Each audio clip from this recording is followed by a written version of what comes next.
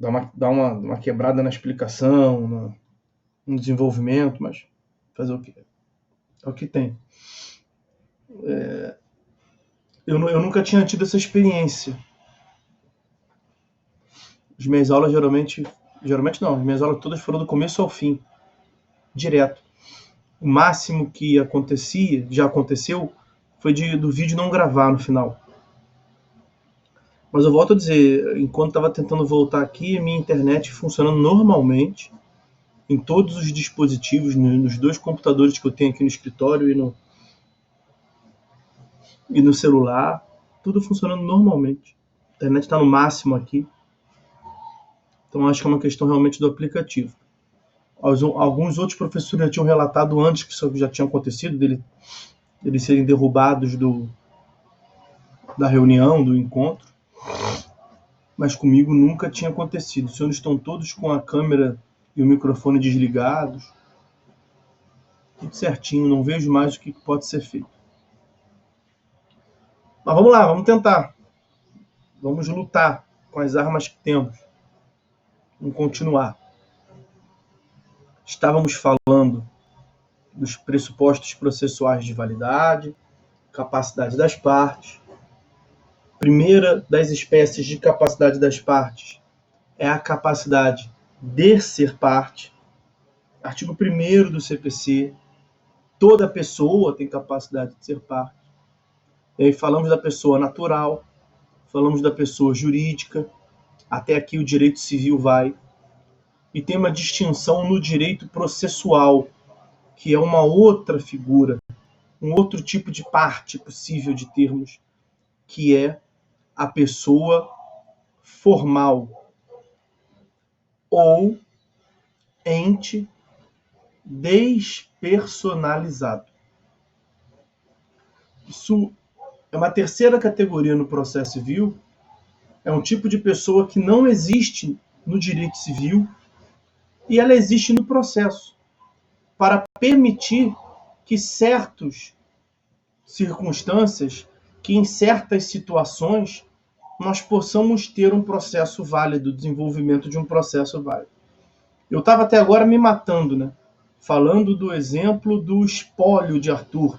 Talvez tenha sido até por isso que caiu, vai saber, sei lá. Podemos falar também da massa falida. A massa falida é a continuação dos bens depois da falência. Massa falida.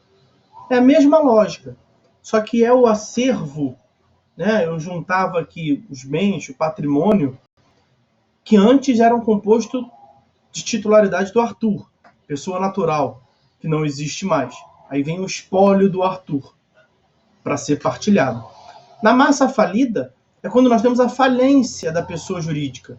E aí os bens que eram daquela pessoa falida, daquela pessoa jurídica, não podem mais ser delas, porque ela não existe mais.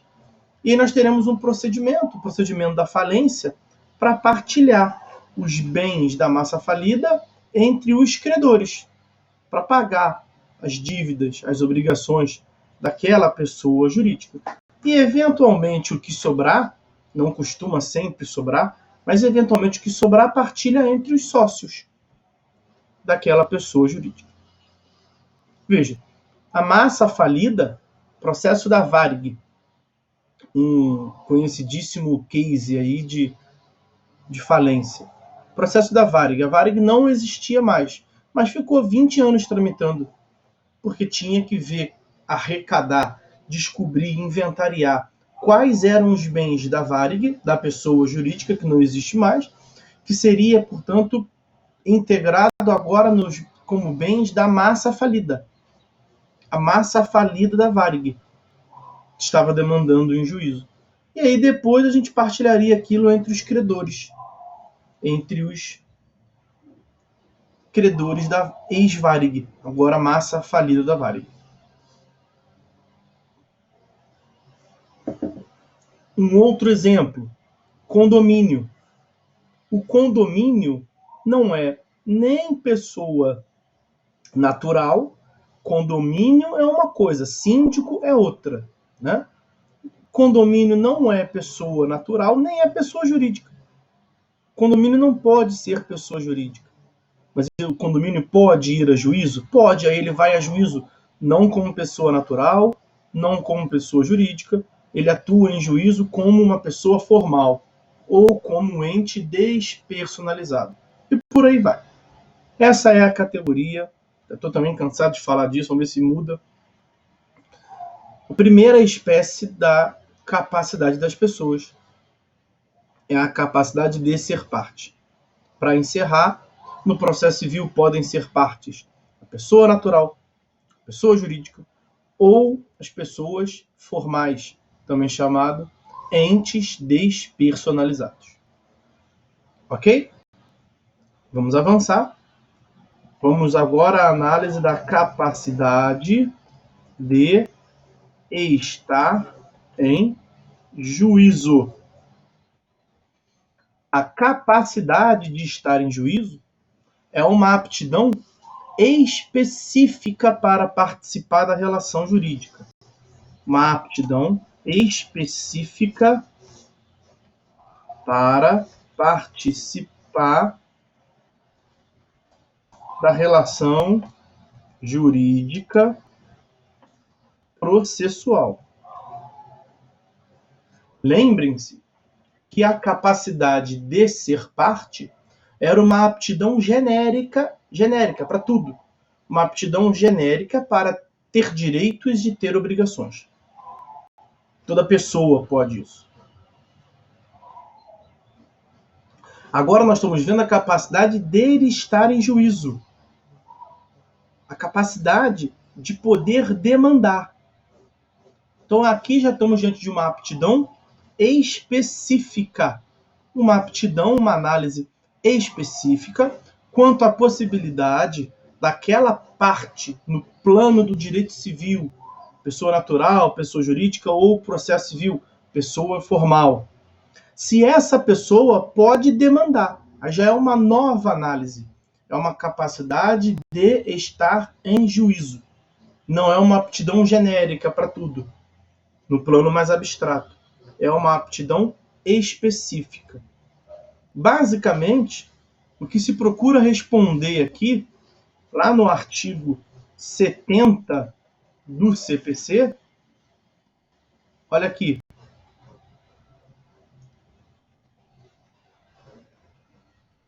O que se quer responder com a capacidade de estar em juízo, na verdade é o seguinte: se aquela pessoa pode estar em juízo sozinha. Porque se ela não tiver capacidade de estar em juízo, ela estará em juízo e necessitará de um outro representante, de uma outra pessoa. Artigo 70 do CPC. Toda pessoa que se encontre no exercício de seus direitos tem capacidade para estar em juízo. Então, em primeiro lugar, toda pessoa, qual? Qualquer tipo de pessoa. Foi a análise anterior. Capacidade de ser parte. Quem pode ser parte? Pessoa. Pessoa natural, pessoa jurídica, pessoa formal. Vimos isso. Toda pessoa que se encontre no exercício de seus direitos. O que é necessário para que a pessoa se encontre no exercício dos seus direitos? Que ela tenha capacidade no plano do direito civil. Que ela seja capaz, portanto. Então, toda pessoa que seja capaz, que se encontre no exercício de seus direitos, tem capacidade para estar em juízo. Diria eu, vírgula, sozinha. Ela pode estar em juízo sozinha. Porque inverte. Toda pessoa que não se encontre no exercício de seus direitos não tem capacidade para estar em juízo sozinha. Então, toda pessoa que seja incapaz, porque o incapaz no plano do direito civil, seja a incapacidade absoluta ou a incapacidade relativa, o incapaz é aquele que não pode sozinho contrair direitos, exercitar os seus direitos. Ele vai precisar de um representante, de alguém que lhe traga essa capacidade plena, não é isso? Então, o incapaz, ele não pode estar em juízo sozinho. Não é que ele nunca pode estar em juízo. Ele pode estar em juízo. Só que ele estará em juízo acompanhado. E aí vem o artigo 71. O incapaz será representado ou assistido por seus pais, por tutor ou por curador, na forma da lei. Aí a depender se a incapacidade é absoluta ou se a incapacidade é relativa. Então, imaginem que o Arthur não pague alimentos à sua filha Beatriz, de 6 anos. A Beatriz pode ser parte? Pode, porque a Beatriz é uma pessoa. Até o nascituro, outro exemplo de pessoa formal, um outro ente despersonalizado, porque não tem personalidade ainda. O nascituro, que está na barriga da grávida. O neném que está em gestação ainda. Ele pode ir a juízo, mas ele não existe ainda enquanto pessoa natural. Ainda não teve aquela teoria da concepção, do primeiro respiro, sopro com ar no pulmão. Ele ainda não existe enquanto pessoa, pelo menos na concepção que prevalece, nascimento com vida, né? Mas ele pode ser parte, como ente formal, o nascituro. Mas o nascituro, vamos sair da Beatriz, vamos para o nascituro. O nascituro, ele pode sozinho contrair obrigações? O nascituro na barriga da mãe não vai sair por aí comprando 100 gramas de mortadela, né? Não vai pedir 6 pães para tomar café da manhã com a família. O nascituro não vai comprar uma calça jeans na loja. O nascituro não vai fazer sinal para um ônibus, pegar um Uber, contrair obrigações. Não vai, porque está na barriga da mãe. O nascituro pode sozinho estar em juízo? Não. Ele não pode estar em juízo porque ele vai precisar de alguém que haja por ele. Beatriz, para voltar, por exemplo, da Beatriz. Beatriz pode ser parte? Pode. Aí qual é a diferença de Beatriz para o nascituro? Beatriz já é uma pessoa natural, mesmo que ela tenha só 6 anos. Ela é uma pessoa natural. Ela pode ser parte porque é pessoa natural. O nascituro pode ser parte porque é um ente formal, um ente despersonalizado. Ok, os dois podem ser parte. Só que os dois podem estar em juízo sozinho? Não. Os dois são incapazes, porque não alcançaram 18 anos de idade. Então, se são incapazes, não têm capacidade de estar em juízo. É como se trata de modo geral. Digo eu, não tem capacidade para estar em juízo sozinho. Porque vai precisar depois de uma complementação por outrem. Beatriz pode ir a juízo para cobrar do Arthur, seu pai, que não pagou, acompanhada de sua mãe? Pode. Se sua mãe for capaz, pode. Porque aí alguém que é capaz complementa a capacidade do incapaz. Essa é a análise da capacidade dele estar em juízo. Basicamente, saber se a pessoa tem capacidade no plano do direito civil para realizar os seus atos. Tendo capacidade, Arthur pode não parecer, mas é um sujeito capaz. Então ele é parte, tem capacidade de ser parte, porque é uma pessoa natural. E ele tem capacidade dele estar em juízo. Eu posso propor uma demanda. E contra mim pode ser proposta uma demanda. Eu posso ser autor e posso ser réu sozinho. Beatriz, 6 anos de idade, então é incapaz no plano do direito material. Aí é direito civil, os senhores sabem. Beatriz pode ser parte? Pode também. É uma pessoa natural. Mas pode estar em juízo? Não tem capacidade de estar em juízo. Ela vai precisar de uma complementação de alguém. Seus pais, Arthur ou Carolina, eventual tutor ou curador. Vamos supor que minha mulher estivesse grávida, o neném na barriga. Pode ser parte? Pode. Mas vai ser parte porque nós temos um amplo e universal acesso à justiça. O nascituro, quem está na barriga, pode ser parte, mas não é pessoa natural. Então vai ser parte como pessoa formal, como ente despersonalizado. e pode estar em juízo sozinho? Não, vai precisar da complementação de alguém, geralmente a mãe. Então essa é a capacidade dele estar em juízo. Artigos 70 e 71. Tem também o 72. O 72 trata do curador especial. Vou colocar na tela para vocês aí. O curador especial se destina a conceder essa capacidade de estar em juízo nessas hipóteses aí, inciso 1º e inciso 2º. O curador especial é exercido, a curatela especial é exercida pela Defensoria Pública. Está lá no parágrafo único desse artigo 72. Então, o defensor vai atribuir essa capacidade de estar em juízo ao incapaz. Veja, mas Beatriz é incapaz. Mas o curador especial atua quando, está lá escrito, quando o incapaz não tem representante legal. Então, Beatriz não tem curador nem tutor nenhum para agir em nome dela. Aí vai ter que ser nomeado um curador especial. Ou, quando tem um curador ou quando tem um representante legal, alguém que poderia lhe trazer essa capacidade de estar em juízo, mas os interesses são colidentes. O Ministério Público percebe, por exemplo, que o curador de Beatriz está metendo a mão no dinheiro dela.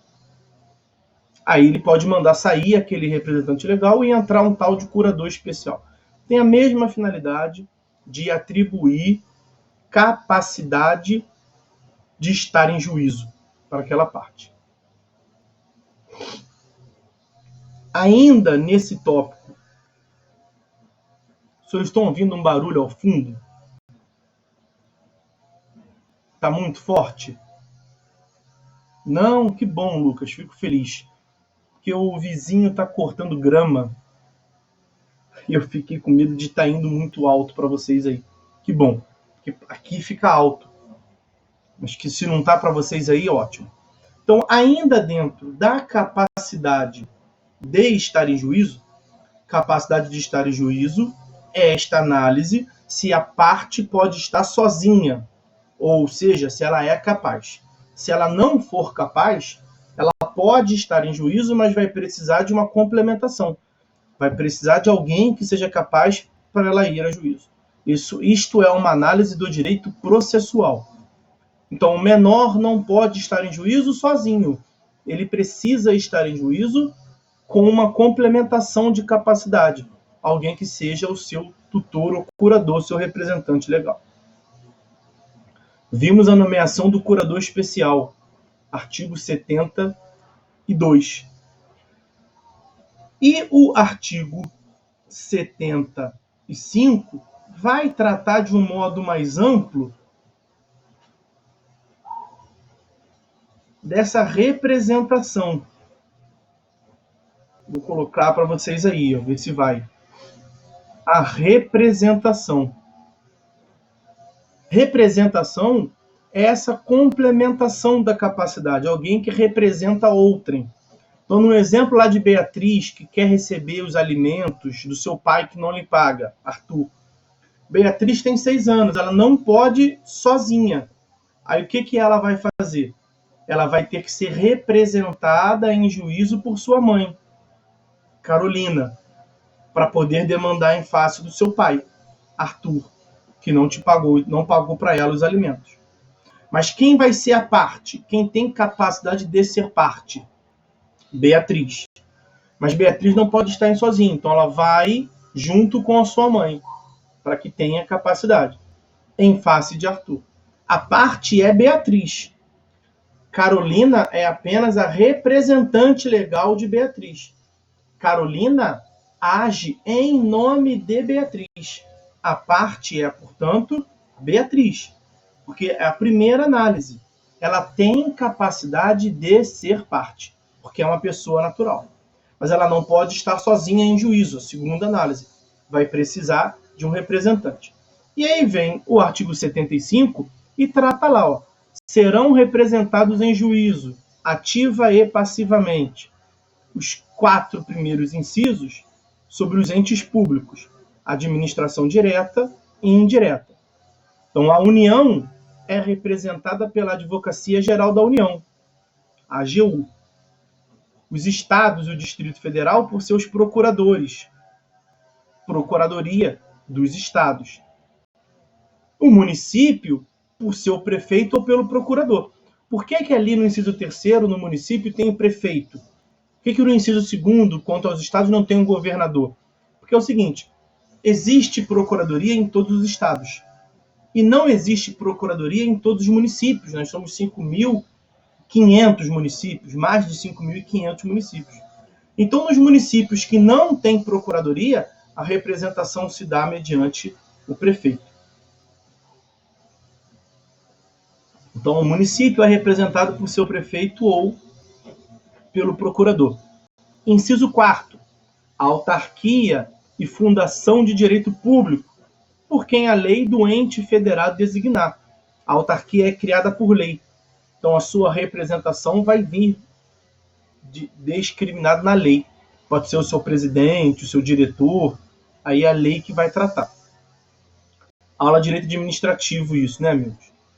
Inciso 5º, a massa falida pelo administrador judicial. Massa falida é aquilo que eu mencionei anteriormente para vocês, é a Varig. É o conjunto de bens da Varig. Quem é que representa aquilo em juízo? Não existe mais o diretor-presidente da Varig. Não existe mais o diretor executivo da Varig, porque não existe mais a Varig. Quem representa, então, é o administrador judicial. A herança jacente ou herança vacante por seu curador. Herança jacente, vocês vão ver lá na aula de direito das sucessões. Basicamente, a herança jacente é a herança que jaz ausente. A herança jacente é quando o cara morre e não deixa sucessor nenhum. Então, o sujeito morreu e deixou seu acervo de bens. O que nós vimos? Vai partilhar para os seus sucessores.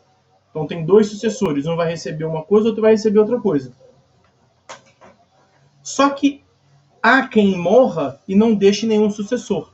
Não tem nenhum herdeiro, não deixou nenhum testamento. E aí, senhores verão que os bens são arrecadados pelo município. Os bens ficam com o último município do Decujus. O último município onde Decujus tinha domicílio. O município do Rio de Janeiro arrecada um montão de bens com base nessa herança jacente.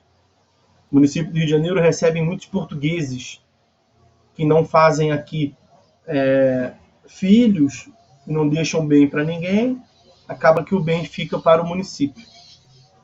Essa é a herança jacente. Quem representa a herança jacente em juízo é o curador da herança jacente. Inciso 7º, o espólio pelo inventariante. Espólio é aquilo que eu falei para vocês ainda há pouco. É o conjunto de bens da pessoa natural, da pessoa física, quando ela morre. E aí nomeia-se um inventariante. Naquele processo de inventário, será nomeado um inventariante.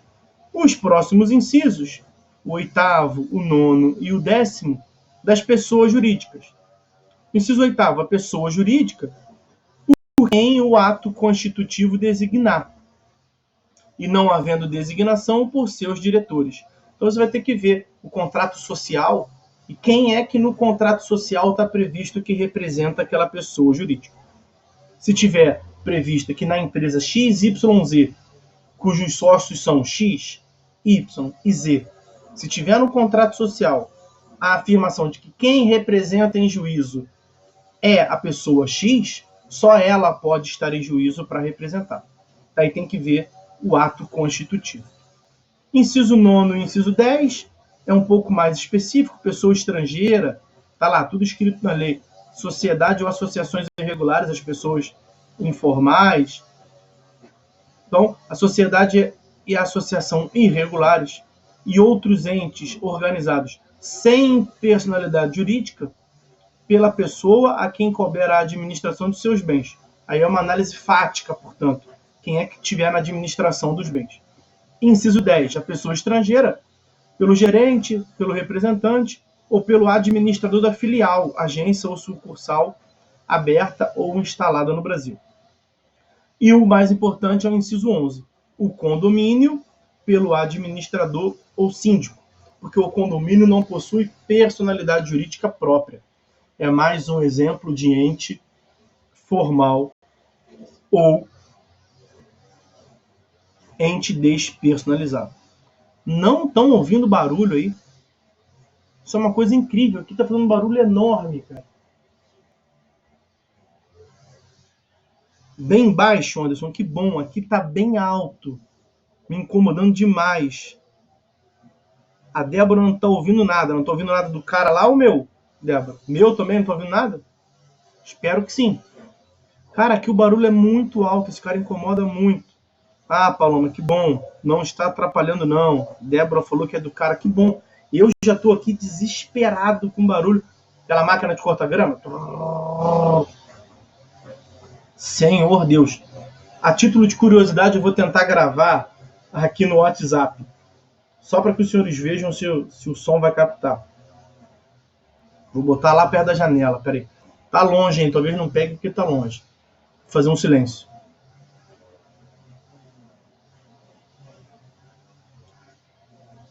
Deixa eu ver se vai. Eu mandei para mim apenas, só para fazer um teste. Só a título de curiosidade.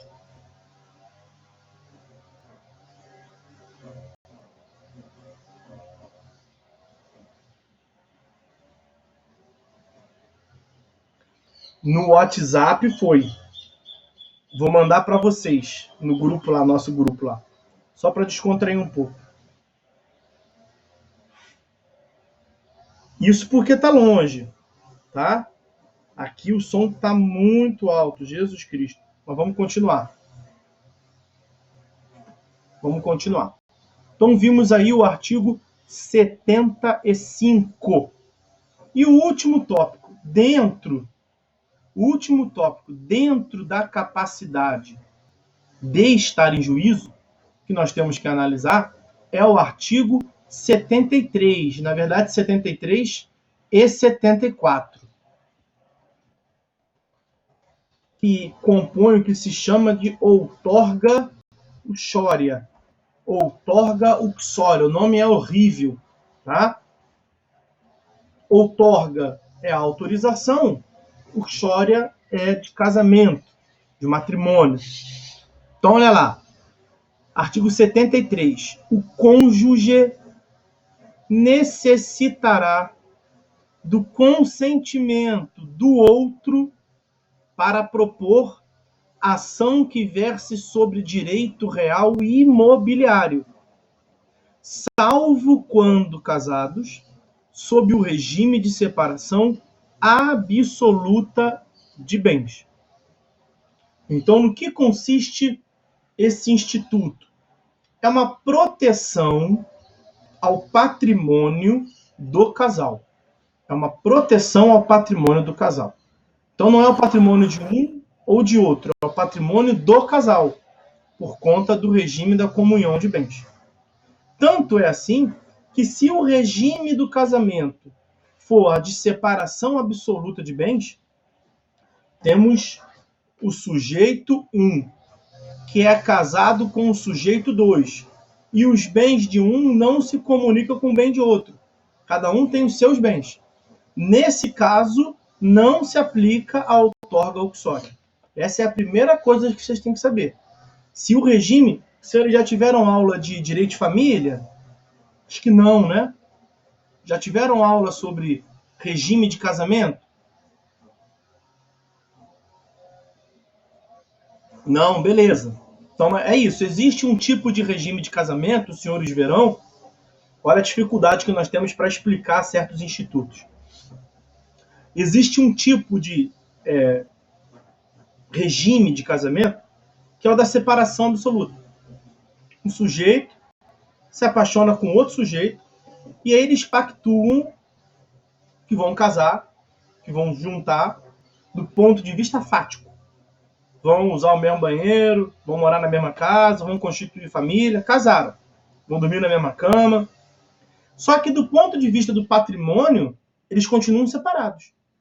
Há uma separação absoluta dos bens. Esse sujeito titularizava alguns bens. Casou com esse outro sujeito, que titularizava outros bens. Eles juntaram do ponto de vista fático, se casaram, mas do ponto de vista jurídico, os seus bens continuam separados. Cada um tem o seu bem. Separação absoluta. Então, tudo que era meu e tudo que passar a ser meu durante o casamento vai ser meu. Não vai ser do casal, vai ser só meu. Só que essa é a exceção. Para você ter esse tipo de regime, você tem que falar expressamente. Eu quero a separação total, a separação absoluta de bens. Porque se você não fizer isso, o que se pressupõe é o da comunhão parcial.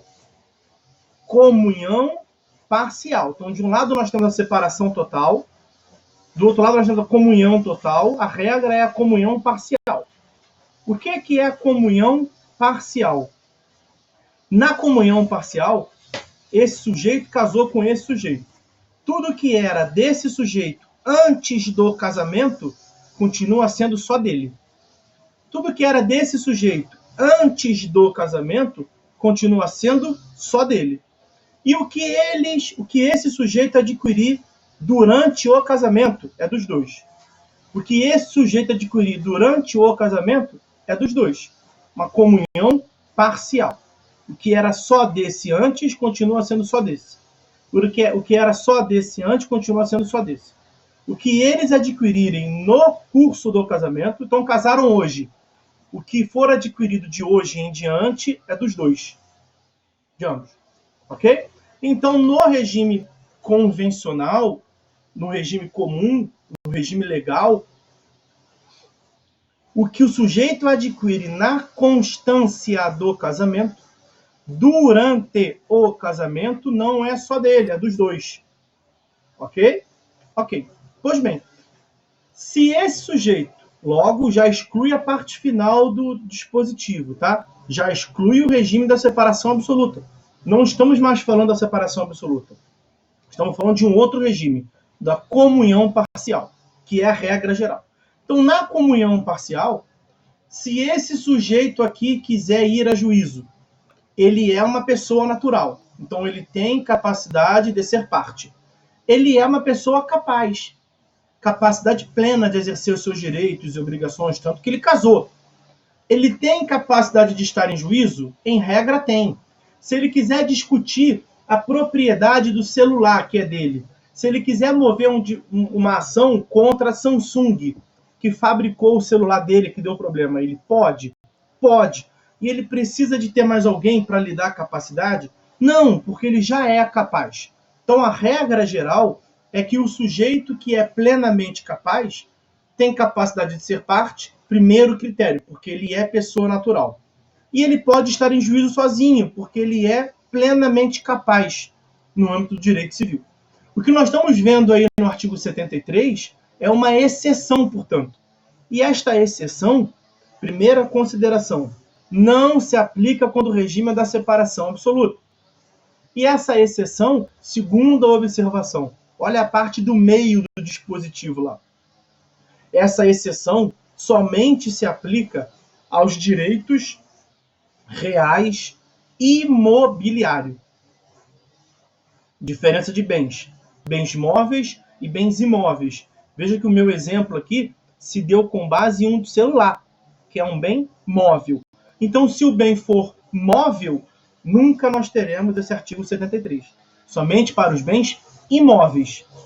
Para tudo relacionado aos bens imóveis, não. Não é para tudo que se relaciona aos bens imóveis.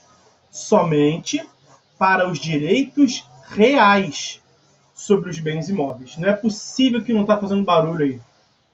Agora o cara chegou mais perto aqui. Está muito alto aqui para mim. Está me incomodando demais. Mas vamos seguir.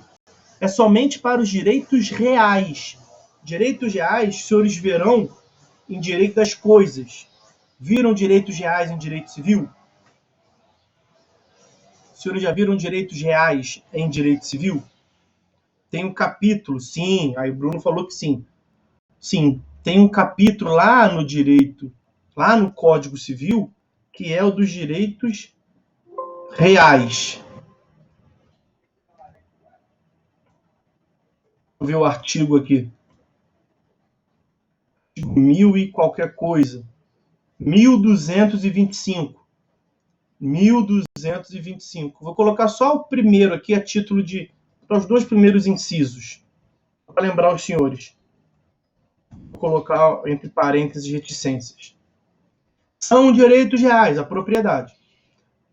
Então, se for um direito real, não um direito pessoal, um direito real, se a discussão for sobre direito real e direito real sobre bens imóveis, se o sujeito não tiver casado pela separação absoluta, ele vai ter que ter, parte inicial lá do artigo 73, a autorização do outro cônjuge. Então, essa é uma hipótese específica de aptidão de estar em juízo. É uma hipótese específica, muito delimitada, chamada outorga uxória, em relação à capacidade de estar em juízo. A regra é que o capaz, plenamente capaz no direito civil, esteja em juízo sozinho. E o incapaz precise de representação. Vimos isso lá do artigo 71 do CPC. Ok? O incapaz será representado ou assistido por seus pais. Ok. Logo, aquele que é plenamente capaz estará sozinho.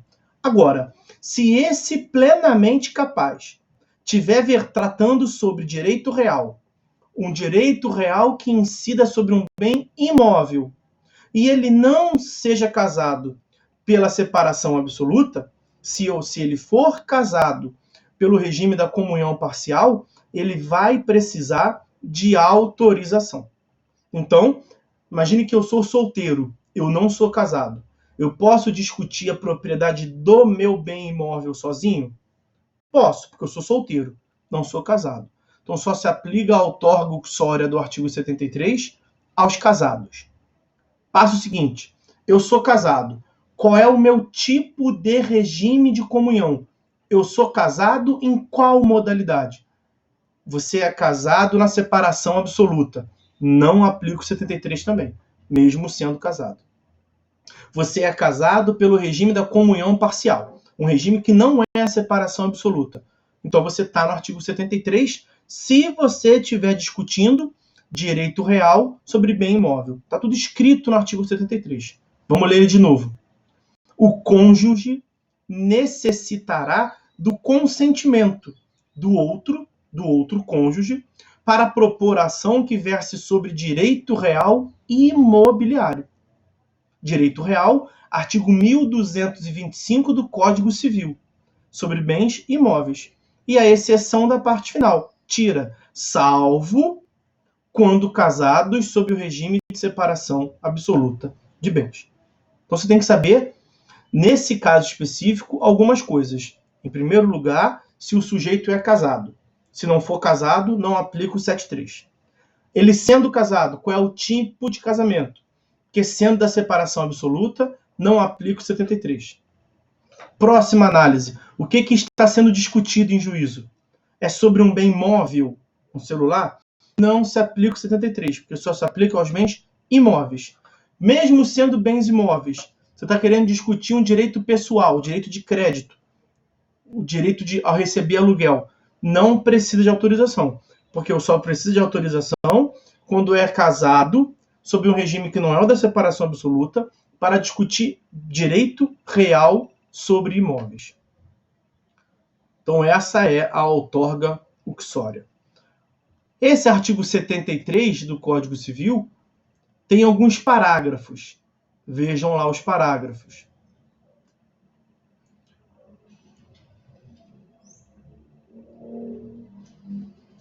O 73 caput, trata da propositura da ação, não é isso? Para propor a ação. Então, é quando ele é autor. O parágrafo 1º do artigo 73 vai fazer menção ao fato desse sujeito casado, que não é pela separação absoluta, quando ele for réu. Então, ambos os cônjuges serão necessariamente citados para a ação que verte sobre direito real imobiliário, e aí tem os outros incisos lá.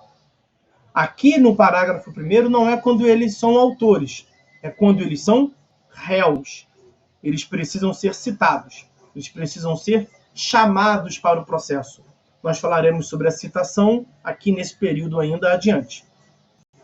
É um ato de comunicação processual. Então, o caput do 73 é quando eles são autores, para propor ação. No parágrafo 1º é quando eles são réus, quando alguém propõe ação contra eles.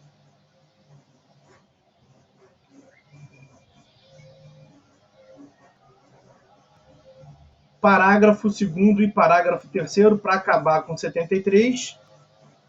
Parágrafo 2º. Nas ações possessórias, e eu lembro aos senhores que a posse não é um tipo de direito real. A posse não é um tipo de direito real. Então, nas ações possessórias, a participação do cônjuge do autor ou do cônjuge do réu somente é indispensável, ou seja, o cônjuge somente tem que estar em juízo nas hipóteses de composse ou de ato por ambos praticado. Então, em regra, na posse você tira essa exigência de outorga usuária.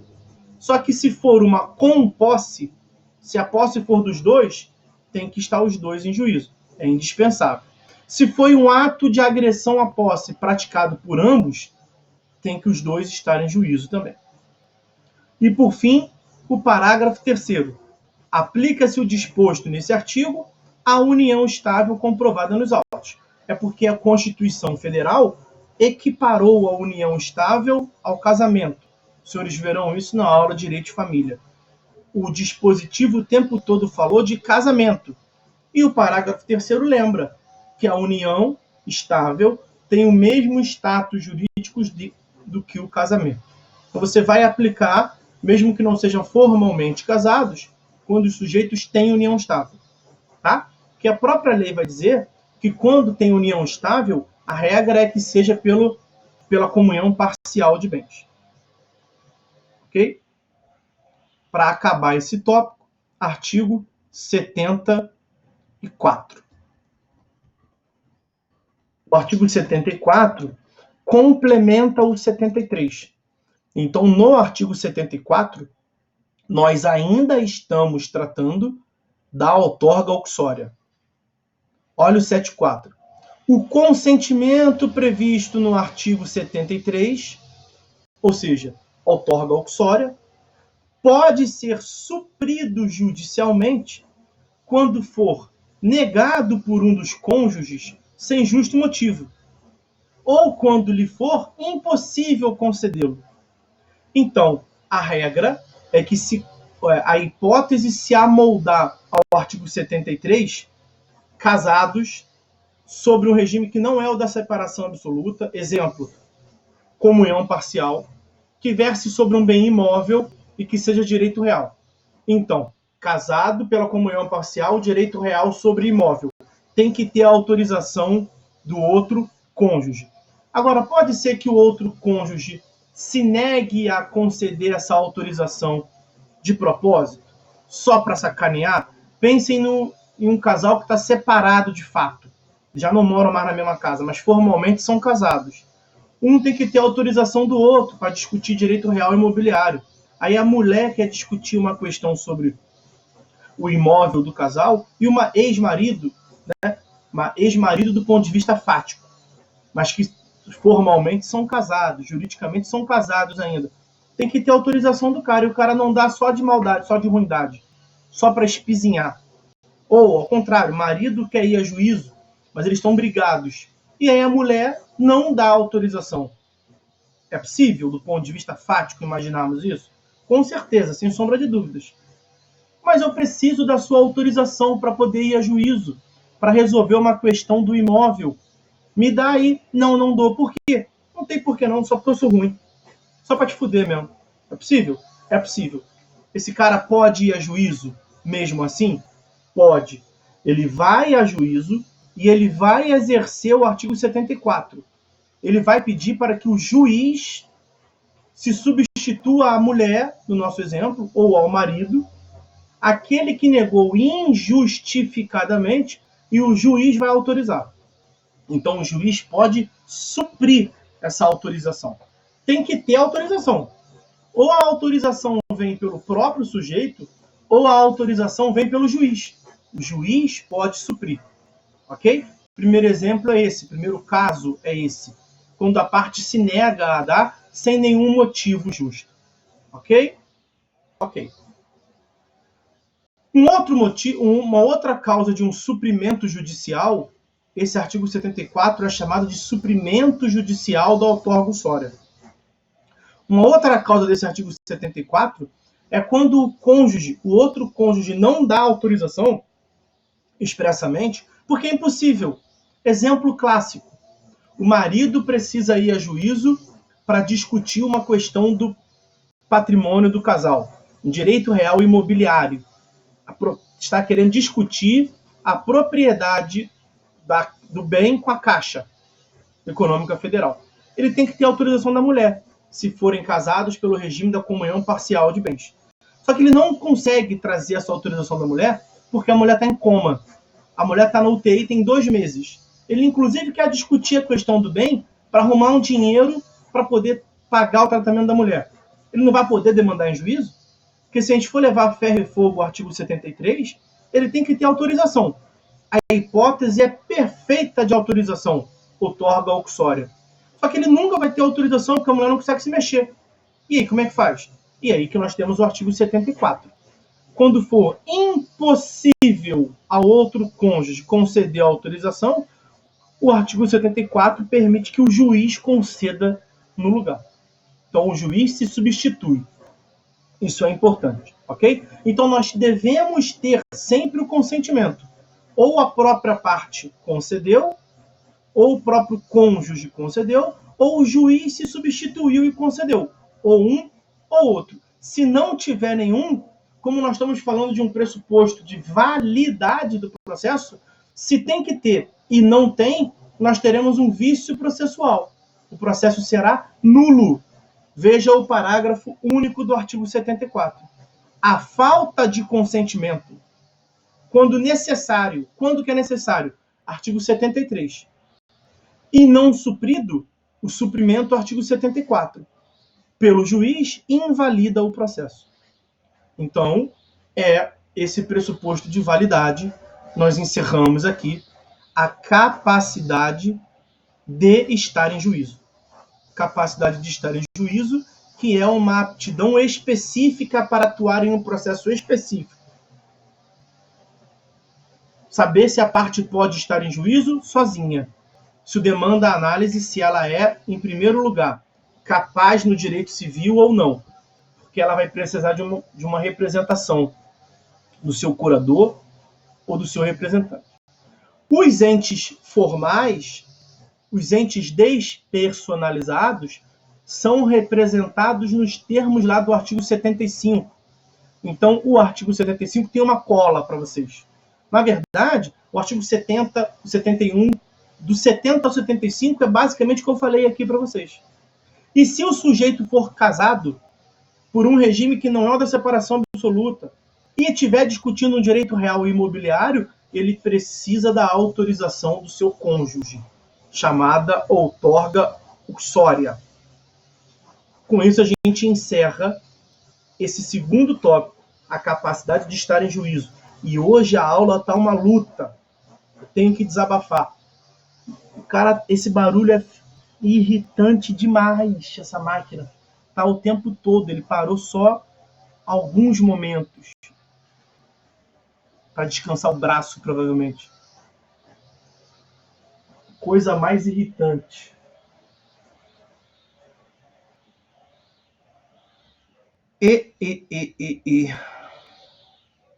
Tem alguém aí? Ou eu caí de novo?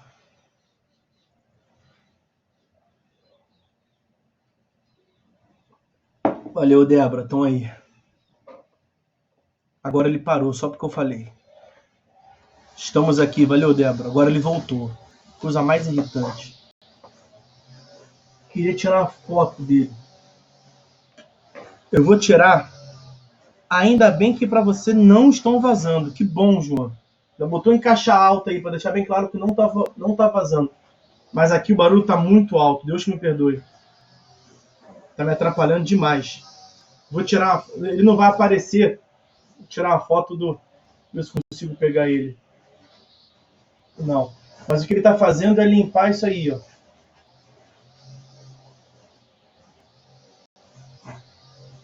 Mandei para vocês no grupo aí para dar uma. Não, Beto, café deixa mais chateado não. Aí, João botou no áudio que o senhor mandou tá muito alto.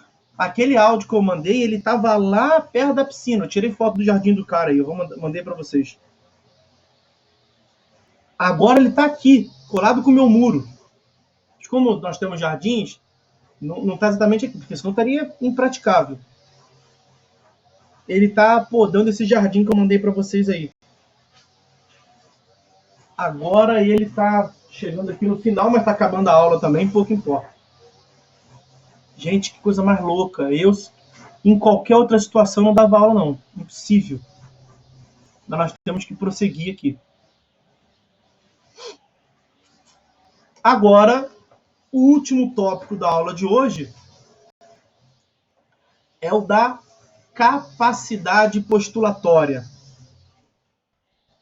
Capacidade postulatória. E eu vou lutar aqui contra ele. Tadinho, contra ele, tem culpa nenhuma, né? O cara tá fazendo. Né? É o caseiro que tá podando ali. Não tem culpa de nada. É uma infelicidade. A grama do vizinho é sempre mais verde, né, João? É verdade. E o barulho do vizinho é sempre mais alto também. Quando a gente tá fazendo nosso barulho, a gente não esquenta, não. Do vizinho que é ruim. Vamos lá, para acabar. Capacidade postulatória. Senhores, a capacidade postulatória é uma aptidão técnica exclusiva dos advogados, para formular pretensão em juízo. Para formular pretensão em juízo. Então, para que você possa demandar em juízo, para que você possa pedir alguma coisa, para que você possa se defender em juízo, você tem que ter um advogado. Isso vai estar lá nos artigos 103 e seguintes do Código Civil. Artigo 103. 103 e seguintes do CPC. Tá? Aí vou colocar aí o artigo 103. A parte será representada em juízo por advogado inscrito na OAB. Veja, essa representação aí já é uma outra representação. É uma representação técnica. Lembra que o artigo 71 falou de representação? Lá no 71, representação pelo representante legal. Ou seja, quando a parte é incapaz. Eu vou a juízo. Eu posso ser parte? Primeira análise nossa. Posso. O que é a capacidade de ser parte? É uma aptidão genérica para praticar qualquer ato na vida civil. Eu posso celebrar qualquer tipo de negócio jurídico? Posso, porque sou parte, sou pessoa natural. Bom, passei na primeira análise. Eu tenho capacidade de estar em juízo? Tenho capacidade de estar em juízo, porque eu sou parte capaz. Eu sou plenamente capaz. E aí, o que eu disse para vocês? Tem aquela vírgula, sozinho, né? Eu posso estar em juízo, vírgula, sozinho? Posso. Então, eu tenho capacidade sozinho em mim de estar em juízo. Eu posso exercer a manifestação técnica de pedir alguma coisa? Posso, que eu sou advogado. Então, eu tenho as três capacidades. Se os senhores quiserem ir a juízo, usar o João Renan como exemplo, só porque ele é o que está aparecendo no chat aqui por último. O João Renan tem capacidade de ser parte? Tem. ele é uma pessoa natural. O João Renan tem capacidade de estar em juízo? Tem, até onde eu sei, ele é uma pessoa plenamente capaz. Ou eu estou errado, João? Você tem capacidade, né? É maior de idade, não tem nenhuma restrição que lhe... Ok, então ele não tem nenhum tipo de restrição cognitiva, ele não tem nenhuma doença mental incapacitante, ele não é um incapaz no plano do direito civil. Ele é um capaz. Então ele pode estar em juízo sozinho? Ou ele precisa de um representante legal, de um tutor, de um curador? Não, ele pode estar em juízo sozinho. É a segunda análise que nós fizemos. Até onde se ele estiver versando sobre direito real e imobiliário, talvez ele precisaria da autorização do cônjuge, não é? Tal do autor cursória. Mas eu acho que ele não é casado, então não se aplica a ele a autor cursória. Então ele pode estar em juízo. Ok. Agora, a próxima análise, que é a última. Ele pode formular pretensão sozinho, sem advogado? Não, porque ele vai ser advogado um dia. Ainda não é. Então, se o João quiser ir a juízo contra o vizinho, porque o vizinho faz barulho pra caralho, o João pode? Pode. Mas ele pode sozinho, sem advogado? Não. Ele vai ter que constituir um advogado. As partes, de modo geral, as pessoas, de modo geral, como não são advogados, precisa constituir um advogado. Isso é importante para a gente. Os processos só se podem desenvolver, em regra, no processo civil, mediante a chancela, mediante a representação técnica de um advogado. Ok? Além desses artigos 103, 104 e seguintes do Código de Processo Civil, vejam o Estatuto da OAB. O Estatuto da OAB é a Lei 8.906 de 94. O Estatuto da OAB vai dizer lá o que você precisa para ser advogado. Tem que ser aprovado no exame de ordem, tem que juntar a documentação necessária, tem que pedir a inscrição. E quando você for inscrito na OAB, é que você é advogado. A conceituação técnica de advogado é isso, tá? Advogado é aquele que é regularmente inscrito na OAB. Então, quando o 103 diz a parte será representada em juízo por advogado regularmente inscrito na OAB, porque para ser advogado tem que ser inscrito na OAB. E aí o artigo 1º logo dessa lei, desse estatuto da advocacia, vai dizer quais são os atos privativos de advogado. São atos que só podem ser praticados por advogado. E um deles é justamente esse: demandar em juízo, falar em nome do seu cliente, porque ele recebe uma procuração.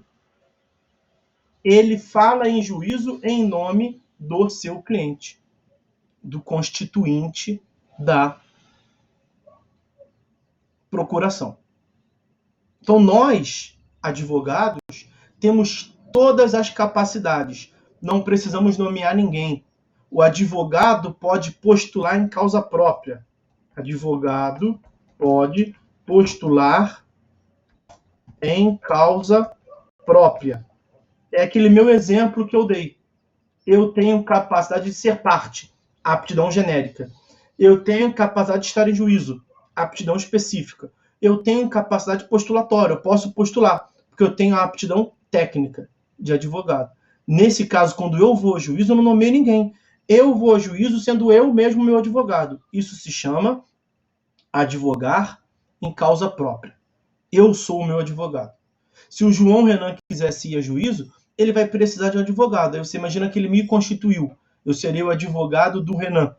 Então o Renan tem capacidade de ser parte, tem capacidade de estar em juízo e ainda não tem capacidade postulatória. Aí ele vai ter que nomear alguém. Igual que se ele fosse um sujeito incapaz, ele teria que ter representação. Beatriz tem capacidade de ser parte, mas ela não passa pelo segundo crivo. Ela precisa de alguém para representá-la. Imagine que eu sou representante dela. Posso porque eu sou pai dela. Então seria Bia representada por seu pai, Arthur. E quem seria o advogado? O próprio pai da Bia, Arthur. São análises diferentes, tá? Capacidade de ser parte, capacidade de estar em juízo, capacidade postulatória. Quem tem capacidade postulatória? Os advogados. A regra geral é que a parte precise de um advogado para postular em juízo. Para acabar de vez, a nossa exceção. Nós temos exceções. Nós temos casos em que a parte pode demandar em juízo sem advogado. Então, exceção à capacidade postulatória. Exceção à necessidade imprescindível de que a parte tenha um advogado. Quais são os casos? Juizados especiais. Os senhores verão no momento próprio. Um outro exemplo, habeas corpus. Um outro exemplo, demanda trabalhista. Chama-se lá ius postulandi. Um outro exemplo, revisão criminal. Revisão criminal. São alguns procedimentos. Esses procedimentos não tem mais, são esses procedimentos que a lei autoriza que a parte esteja em juízo sozinha, sem advogado. Então, nos juizados especiais, no habeas corpus, nas ações trabalhistas e na revisão criminal, não é necessário a presença de advogado. Em todos os outros casos, precisa de advogado. Ok? Então, Humberto, previdenciário depende. Se você estiver discutindo questões previdenciárias numa vara federal, você precisa de advogado. Se você estiver discutindo previdenciário no juizado especial federal, aí você não precisa de advogado. Então, para responder a sua pergunta, eu tenho que fazer depende. Aonde que está tramitando a causa previdenciária? Se for uma demanda previdenciária no juizado especial, eu coloquei lá em cima. Não precisa, porque é juizado especial. Ok? Pegou, Humberto? Entendeu? Aí é porque vocês não viram isso ainda. Depende do procedimento que você vai seguir. Valeu? Isso aí. Caraca, hoje foi brabo. Minha cabeça tá tipo uma rave. Tum, tum, tum. Bizarro.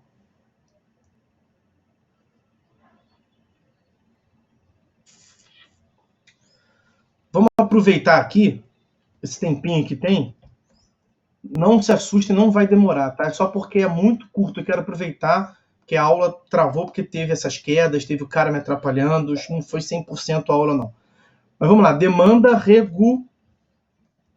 regularmente formulada.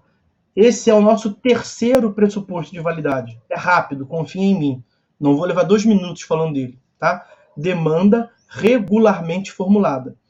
Que nós não falamos que para que exista processo tem que ter um juízo, e aí vimos que esse juízo tem que ser investido de jurisdição. Nós não falamos que para existir o processo tem que ter partes, e as partes têm que ser capazes, e a capacidade das partes processuais se divide em 3? Ok. Agora o último. Para que o processo exista não tem que ter demanda? Alguém que demande algo, que peça algo contra outro alguém? Demanda. Essa demanda tem que ser regularmente formulada.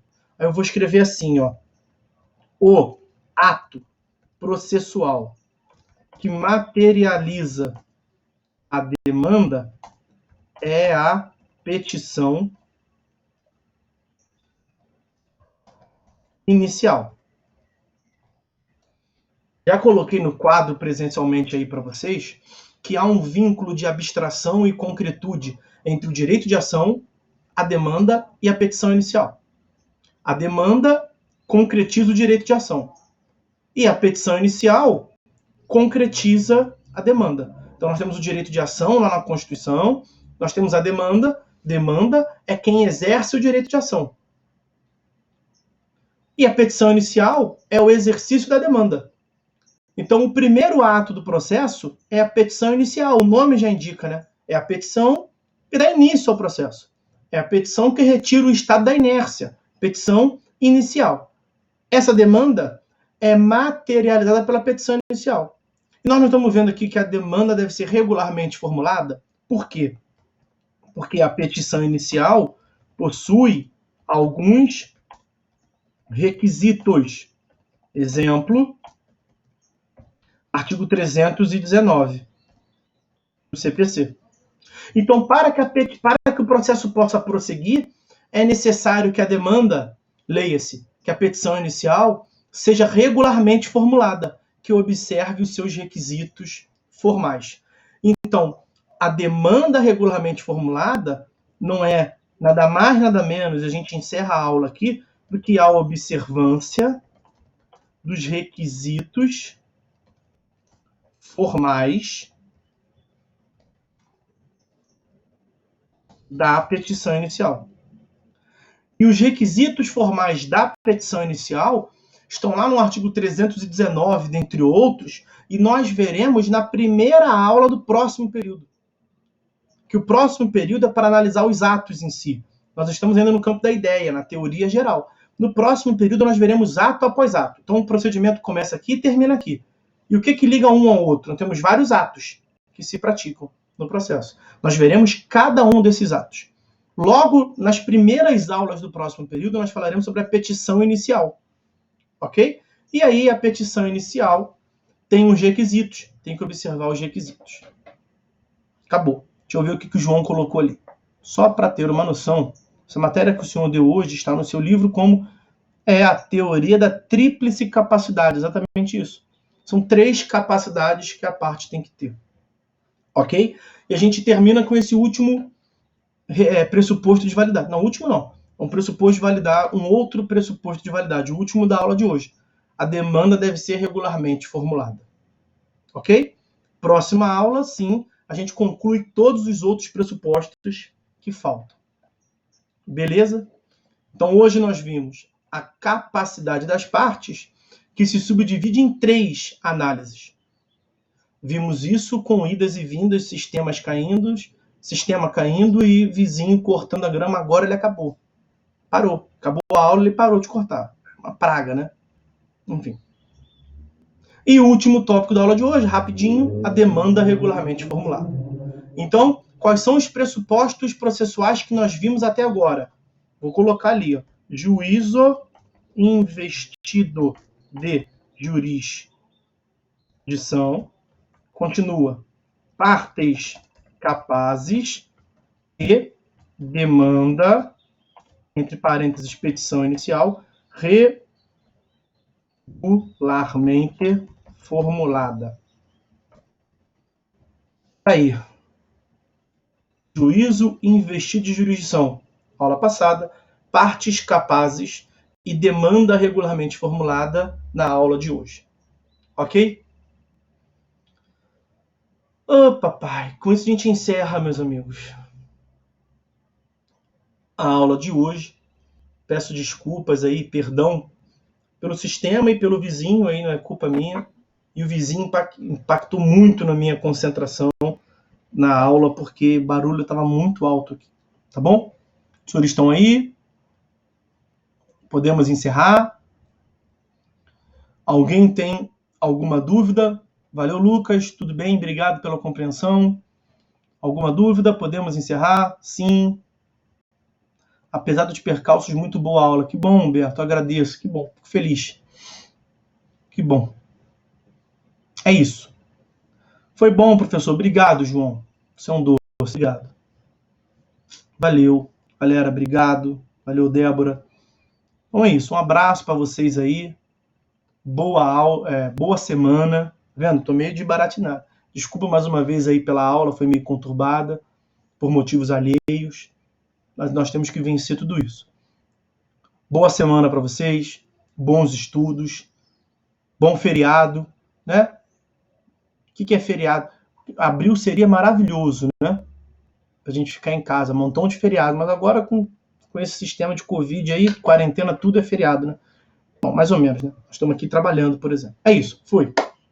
Valeu, pessoal. Um abraço, vou derrubar aqui. Se tiver tudo ok, eu vou disponibilizar para os senhores lá no nosso grupo. Um abraço.